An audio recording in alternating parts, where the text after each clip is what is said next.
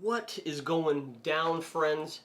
In this video, we are going to talk about the often overlooked items that people forget in their backpacks, whether it's a day hike, an overnight backpacking trip, or a multi-day high mileage backpacking trip. So stick around. My name is Rob Pelton. Let's get into it. Welcome back to the channel. If you're new here, this channel is kind of about backpacking, bikepacking, canoe trips, some travel, gear reviews, all that kind of stuff. So if that is you, if those are the things you're into, you have found your people. But just before we get rolling, if you're looking to support the channel, I have a bunch of links down in the description of this video. Go down there, check it out for ways to support the channel. It is March, like March 15th or something like that, which means spring is pretty much here. Up in Minnesota, where it's all the land of snow and ice, all that's starting to melt. We're starting to see grass again, the birds are chirping, things are starting to spring up. That's why they call it spring, right? Yeah. This time of year has me looking towards spring and summer, which means backpacking trips and everything changes. Just got off of winter, did a lot of hot tent camping, a lot of boundary water, snowshoeing type things, but now it's time to lighten up. It's time to slim down and hit the trail on foot. And as I've been going through my gear, there's a lot of gear. I started to pack the little incidentals, that things you may not necessarily need all the time, but if you do need them, they're a real lifesaver to have. I would not consider this fear packing, because a lot of people, as they're starting out in backpacking, they pack everything that they fear so they can handle any situation. This is not that. This is basically an overview of things you would keep in your ditty bag. What's a ditty bag? I got a video of a ditty bag right up there. You can check that out. That one's a little older, but I've slimmed down a lot since then. One big thing you should carry on trail with you is a poop kit. Trowel, toilet paper. This is a gadget bag from Hilltop Packs. It was printed with my old logo on it. This is not one of the items. Okay. What's in here is one of the items. Inside, I keep wet wipes. These are made by Surviveware. They're a thick, very durable wet wipe, essentially. So if you're doing the number 2 in the backwoods, poopy, these are really nice to have to make sure your undercarriage is a lot more palatable, fragrant, no, just cleaner. They're refreshing. Get some wet wipe for your bum. Also, as spring approaches, I don't know about where you live, but in Minnesota, when the mayflies start hatching, the black flies start coming out, the mosquitoes start hatching, it becomes a bug fest, and they all are out for our blood. That's actually true. That's what they do. Something as simple as a head net. Now this is I think this is a Sea to Summit insect shield or something. This one's treated with that permethrin stuff. This simple little thing, you could buy a cheap one for like $4. This will save your face and your neck from those biting critters.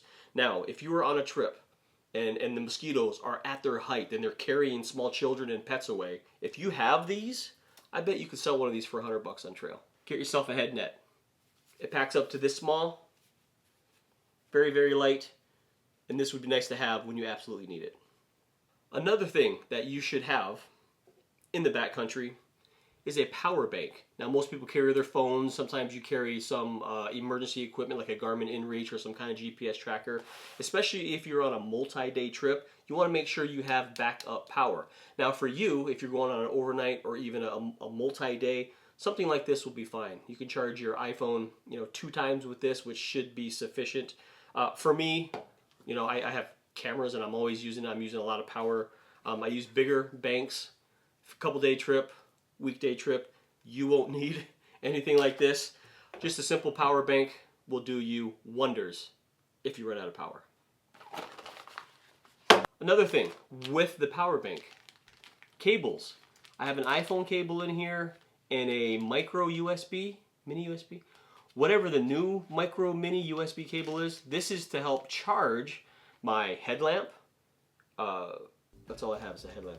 Sometimes I have a lantern, I charge that, but in case someone else needs that cable, you have it here. Carry power cables for your power things, for your electronics. You know what these are? Do you? They go in here. You ever go into camp and you're tired and you're getting ready for bed, whether you're with friends or whether you're with strangers in camp, there's always that one guy, you know who you are, that snores like they got a medical condition or something. And the funny thing is, people who snore like freak shows, they're always the first ones to fall asleep. What the hell is up with that? Get yourself some earplugs, keep them with you, even if you don't use them. Pro tip. If you're camping solo for the first time, it's hard to get used to the nighttime noises of the woodland. Earplugs actually help you with that because, you know, like the little mice that are scurrying around, you always think it's a bear. These actually add a little bit of security. I've come to a point now where I actually like the nighttime noises. Speaking a little bit more along the lines of hygiene, I mean, you should carry a toothbrush and toothpaste. I hope you're not forgetting those things. Dental floss, or for me, these little toothpick things. It's got your dental floss here, it's got a little pick here. When you're eating trail meals, snacks, beef jerky, anything like that, if you get something stuck in one of those areas and it just drives you crazy, these things are awesome. You can buy a bag of 50 of them for like $4. Toothpick or dental floss, either one. Lighters. A lot of you have a stove.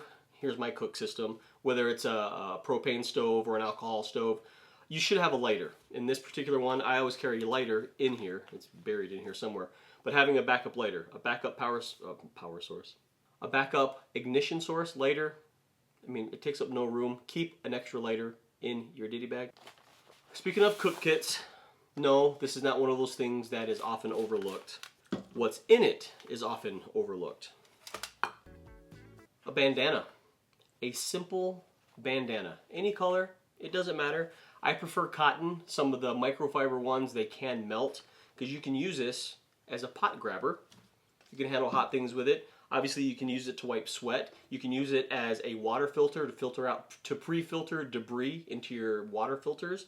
You can use this for all kinds of things. Or, I guess if you wanted to, you could actually use it as a bandana, I guess, right? This is how it goes, right?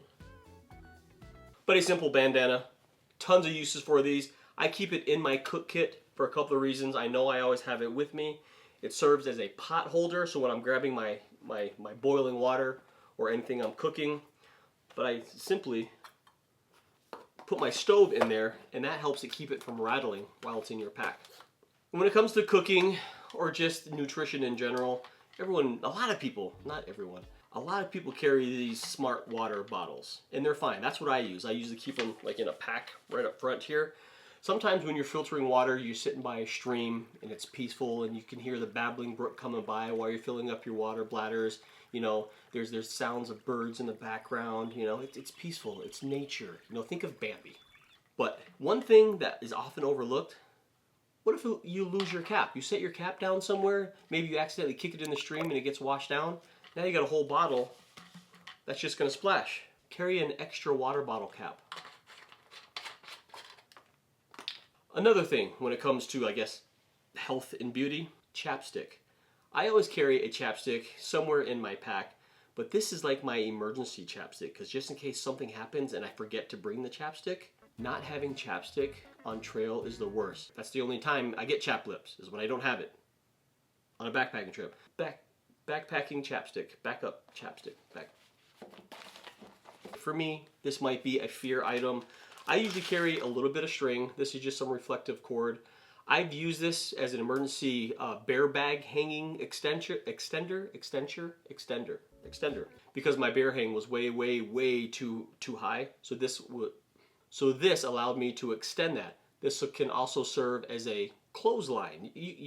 There's a lot of stuff you can do with cordage. In an emergency, yes, you could use this to tie your boots as well, but I have something else for that. As I get rid of my old hiking shoes from last season, a lot of times they're beat up, they're tore open, they're ripped, I gotta throw them away.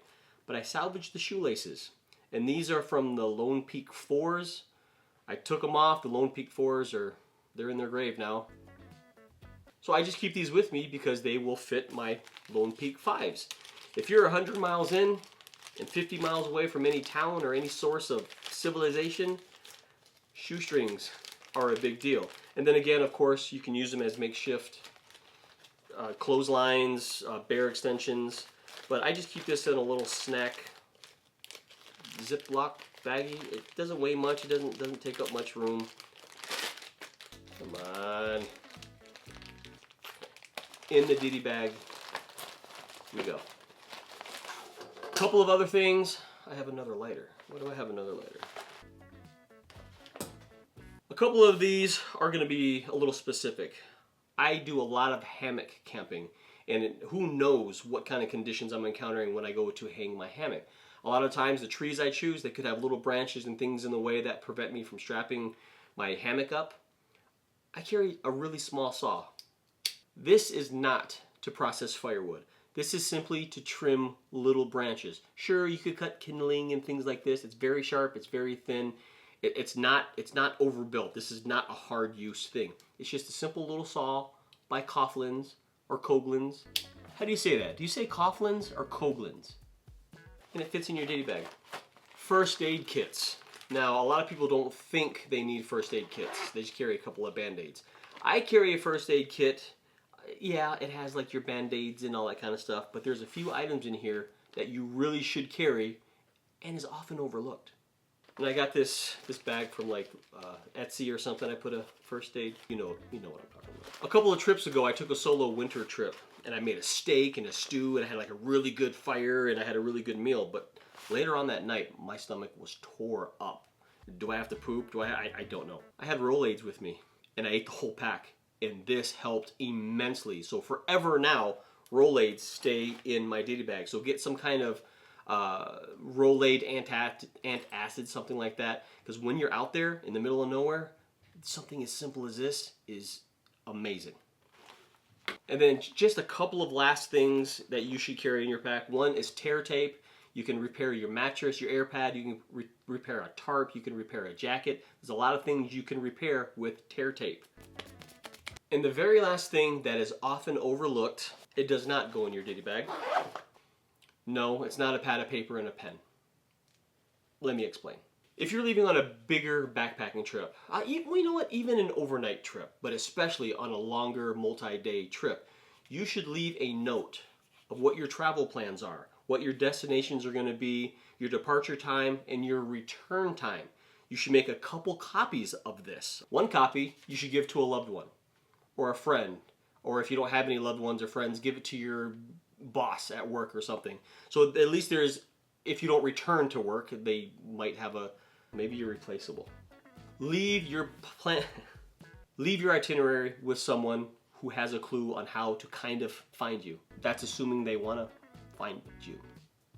And then the second copy you should leave in your vehicle, whether you're at a trailhead, at a boat landing, whatever. Leave a copy in your car. Now, don't leave it out in the open where anybody can see it, because someone could just peek into your window and go, oh, Rob's gone till Thursday. I can break into this for the next 2 days. No, leave it somewhere, under your floor mat, on the visor on your window visor, a place where someone can find it once they gain access to your car.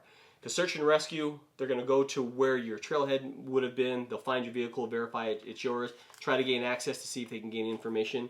And having an itinerary like this, they can pinpoint you a lot faster. So that's a safety precaution that a lot of people overlook. Even day hikes can turn deadly. I just read a story of some guy in Arizona who tried to hike to the summit of some mountain.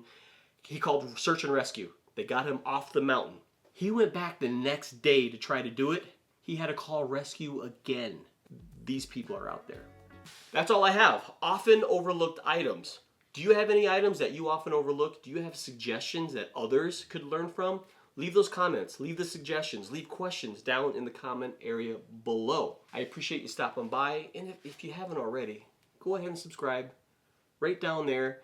You can hit the bell notification, so if you do that, it'll actually inform you when one of my videos drops, so you can be among the first to watch one of my videos. Share the video, like it, all that stuff really helps me out, but better yet, get your loadouts together. Get outside, get on the trail. We'll see you on the next one. You like my studio? One thing you might be asking is he wearing pants behind this desk? Well, let's take a look.